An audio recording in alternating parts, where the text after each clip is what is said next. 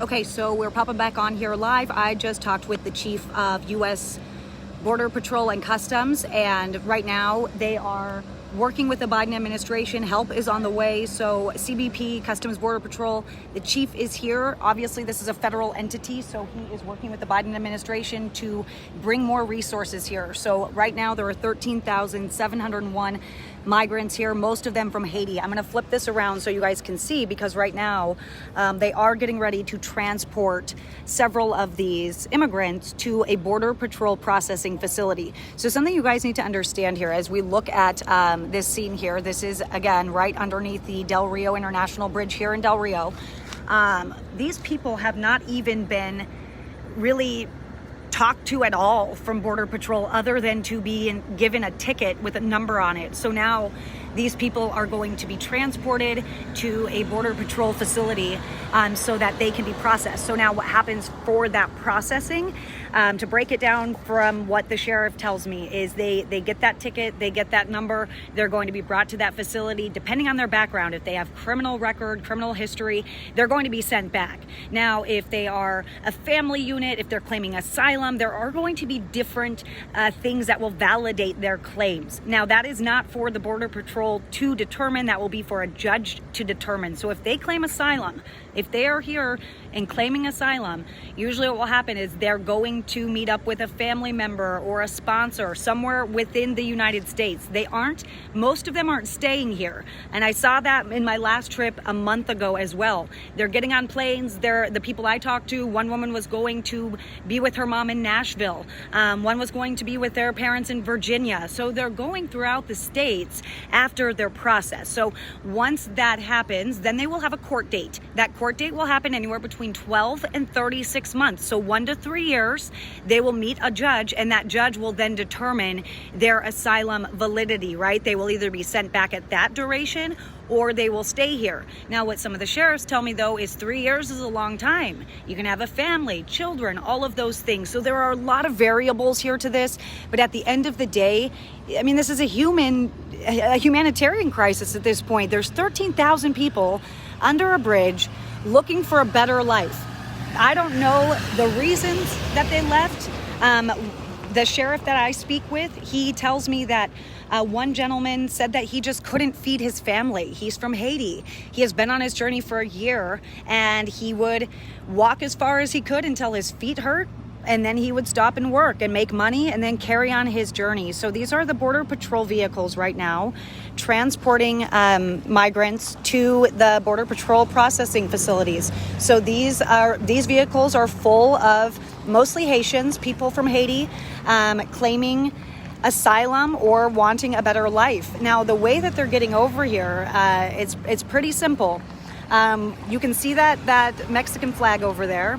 That is Mexico.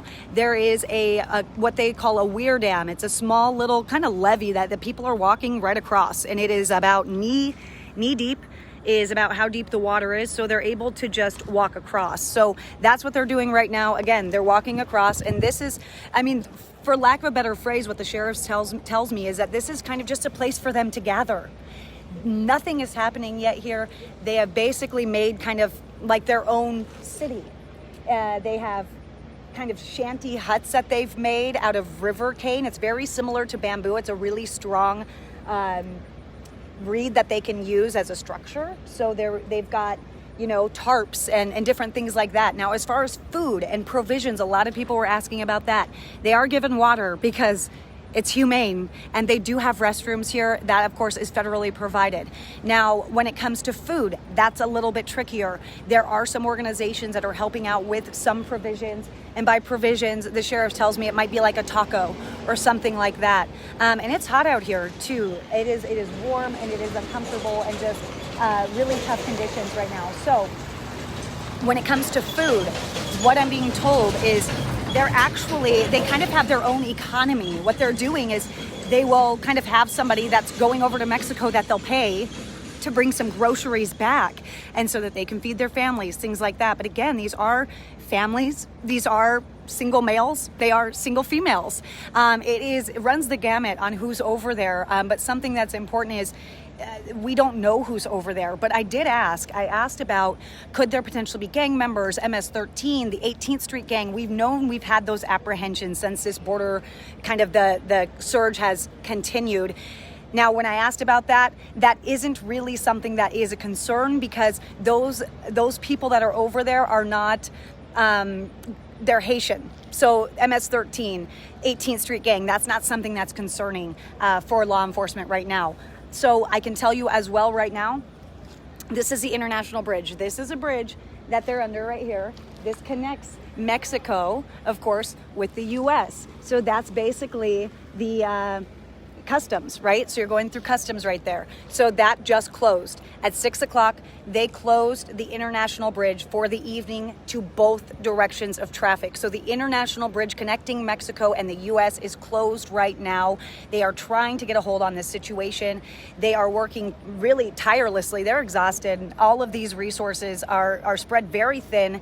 The Border Patrol agents are doing things that they would never have to do. They're delivering babies. They're helping to revive 2-year-olds that were unresponsive. These people are struggling. The National Guard, they're bringing in a chaplain because they just don't, these are things that they wouldn't normally deal with. And as Sheriff Joe Frank said, these people are doing a job that none of us would ever do. And they protect and serve, right? They're serving and protecting our communities. And this is what they're dealing with right now. And so they have been calling on the administration. Help is on the way. Some good news, potentially a reprieve. As I mentioned, the Customs and Border Patrol chief is here. He is working with the Biden administration now to bring more resources here. He has his boots on the ground. He is seeing this firsthand. Of course, CBP is a federal entity, so that is that direct connection to the Biden administration. So he's here seeing this firsthand to be able to provide the facts and the information. So I was hoping that we were going to be able to have him on camera. I have been talking with him off camera, but there are some hoops that we're jumping through with that. So we are going to be talking with him tomorrow. He promises, and I hear he's a man of his word. So tomorrow we are going to have a sit down with the chief of Customs and Border Patrol. So that will be a really good interview, and hopefully you guys are here for that. Tonight I'm actually going to be going live on Newsmax at about 9 o'clock, I believe. So hopefully you guys join me over there. They're going to be playing some of our video. Media has not been allowed down here, and I have basically begged every single person that I've come into contact with, and I have even said I'd go completely incognito and hide if they needed me to. And the reason they're not letting media in, it's not because they don't want people to see. I need you guys to understand that. They aren't letting media in because a lot of media have a lot of gear, right? We've got cameras, we've got people, we've got, our photographers and all of that stuff. And they've got all of that stuff. So you can't go into a scene like that. And if you guys watch my video back, I stayed inside the truck and tried to keep my phone very low. I mean, you can't do that, right? These are people. These are human beings, and these are lives. And to extort that is really, really, it's a sensitive situation. And so, we tried really hard to be as respectful as possible driving through, but they aren't letting media in, because a big issue too is if there's frustration, if there's anger, if there's an uprising, right? There are 13,000 people under that bridge. Now, there is not a lot of concern that could happen. And the reason being because they want to be here, right? These people self-surrendered. That's the other thing that you guys need to understand. These people that are coming across, I've been kind of calling it, they're doing it illegally legal, because they are coming over and saying, we're here, we put our hands up, take us into custody, look into who we are, so we can continue on our journey. They want the American dream. They want the better life. Now, some people that I've talked to, they were in fear of being killed, murdered, all of those things. So people have a variety of reasons why they want to be here. That's not for me to judge. But I'm just saying that, there's thousands and thousands of them, but for the most part, they want to be here. The ones that aren't self-surrendering are the ones we don't see. Last month when I was here, the sheriff in Valverde County, he was saying that they had 50,000 known getaways. That was obviously, this is kind of it's not unrelated. It is a border crisis. This is an issue. And just to give you some perspective on the numbers on a normal day, because this is abnormal. This was kind of in the making. This came in a couple of days. It was unexpected. They did not see this one coming. But as far as the immigration numbers, that has been steadily increasing since January. We have had record-breaking month over month, okay? So last year in Valverde County, in the Del Rio sector, that's what this has been determined by CBP. So in the Del Rio sector, they had about 25,000 apprehensions, 24,000 apprehensions. This year alone, they have 225,000. I mean, they're way spread thin on that level as well. So they're dealing with that, and now they have this issue that they are faced with. So again, help is on the way, to my understanding. The chief of Border Patrol is here. His boots are on the ground. He is walking around and seeing all of this. I've been talking to him extensively as well. I mean, it's a mess out here. I think it's the only way you can really put it. And everybody is exhausted, and everybody is spread thin. And that includes all of them, right? It's a lot to take in, and it is multifaceted and is multi-layered. And obviously the immigration issue has been 40 years in the making in our country. This is not an administration, isolated incident. This situation though is something that hasn't happened. This situation is different, and it is almost impossible to control. They are doing their best to contain it. But I asked the sheriff, how could this have been prevented? What could have happened? What could have been done? And he said they could have paid attention sooner. This has not been covered in the media. Really, this has not been covered. This has not had the administration's eyes on it. This has been all but ignored in a lot of areas, which is why I came down here last month. And I'm glad I did, because I didn't just parachute in here and see this. I know exactly what's going on here because I've been living it with them for the last, almost 2 months. So this is a situation right now that they are working very hard to get under control. Again, 13,701 migrants. I'm going to go ahead and adjust that number a little mentally. I'm going to just tell you it's probably a little over 1,300 now, because we did just see 4 vans leave full of people. So being mindful of that, there are buses coming and going and transporting people to be processed. Remember, these people have not even been processed. They've been given a number. So right now it could be days until they're out of this situation. They have literally built makeshift homes out of river cane. I mean, it's a lot. So, and a lot of people are asking who paid for this, who's paying for them to come over. And there's a lot of, conspiracy theories and speculation and all those things. And I'm just going to report to you what I am told. You guys can speculate and fight on Facebook and do whatever you want, but I'm going to tell you what I was told by officials. So a lot of them, when we were seeing the Venezuelans come over, a lot of them were apparently doctors, lawyers, people like that. They were escaping communism, okay? They were escaping a government that they wanted to flee from. So they were coming here. So they obviously paid for their journey. Now, some other people, they are making this journey and they are risking everything and they are selling everything, right? So if you imagine, even if you lived in, even if you lived in a cardboard box and you had some things to your name, you could probably scrounge up a couple of dollars to start your journey. Now, some of them stop and work, and some of them keep going, like that Haitian man that has been on a journey for a year. So it is definitely something that is not, there's not one answer. There's not one way they're doing it. Some of them might be getting help from family on this side. One woman that I talked to when I was here a month ago, she was saying that she'd been on her journey for 4 years. Well, her family finally made it over here 4 months prior, and they had jobs in the hotel industry in Las Vegas in hospitality. And so she was finally making that journey over because she had a way to get in and she had stability and she had a little girl that she wanted to have a better life for. So there are a lot of different things that are going on here. There are also sponsors that are involved that these immigrants will go and link up with them.